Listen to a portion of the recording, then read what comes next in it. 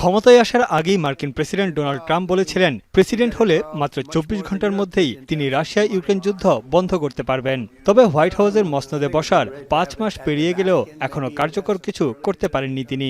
এর আগে 30 দিনের যুদ্ধবিরতির প্রস্তাব দিয়েও ব্যর্থ হয়েছেন ট্রাম্প। এবার দুই নেতার সঙ্গে ফোনে কথা বলে যুদ্ধবন্ধে তার অবদানের ইঙ্গিত দিচ্ছেন। 2 ঘন্টার বেশি সময় ধরে রুশ প্রেসিডেন্ট ভ্লাদিমির পুতিনের সঙ্গে ফোনে কথা বলেন ট্রাম্প।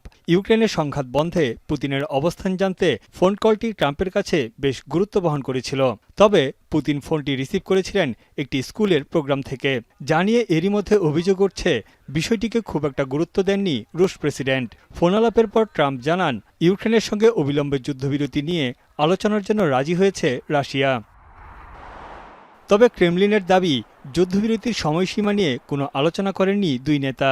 বরং বন্দি বিনিময় নিয়ে রাশিয়ার সঙ্গে কাজ করার আগ্রহ প্রকাশ করেছে যুক্তরাষ্ট্র। ট্রাম্প মূলত গুরুত্ব দিয়েছেন ইউক্রেনের সঙ্গে সংকট সমাধানের পর মস্কো ওয়াশিংটনের ভবিষ্যৎ সম্পর্ক উন্নয়নের দিকে। И оба высказались за дальнейшую нормализацию этих отношений, в том числе конкретно были упомянуты обмены заключенными. বিশেষজ্ঞরা বলছেন, ট্রাম্প পুতিনের ফোন আলাপে ইউক্রেনের শান্তি প্রতিষ্ঠা আরও কঠিন হয়ে গেছে। কারণ রাশিয়ার উপর নিষেধাজ্ঞা আরোপে ইউরোপের আহ্বান কানে তোলেননি ট্রাম্প।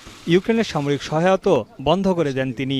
এর আগে ট্রাম্প বেশ স্পষ্ট করে বলেছিলেন, মস্কোর উপর নিষেধাজ্ঞা দিলে চলমান সংকট আরও গভীর হবে। এমন পরিস্থিতিতে ইউরোপের বাকি দেশগুলোর উচিত রাশিয়ার সঙ্গে কিছুটা সমঝোতামূলক অবস্থান নেওয়ার পাশাপাশি একই সঙ্গে নিজেদের নিরাপত্তা সক্ষমতা অর্জন করা।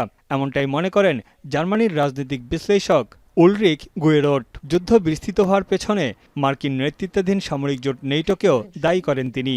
Ja, und dass wir, wenn wir miteinander Sicherheit auf diesem Kontinent wollen, dass wir die russischen Sicherheitsinteressen respektieren müssen.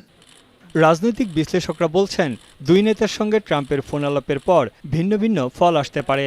যুদ্ধবিরতিতে আসতে ট্রাম্পের সঙ্গে পুতিন একটি সমঝোতায় আসতে পারেন। এ বিষয়ে ঐক্যমতে না পৌঁছানোর সম্ভাবনাও রয়েছে। তবে মধ্যবর্তী বা নিরপেক্ষ একটা অবস্থানে থাকতে পারেন মার্কিন প্রেসিডেন্ট ট্রাম্প। তানভীর জানি, এখন বিশ্ব। মাঠের অলরাউন্ডার আমি, আর ঘরের অলরাউন্ডার টাইলক্স।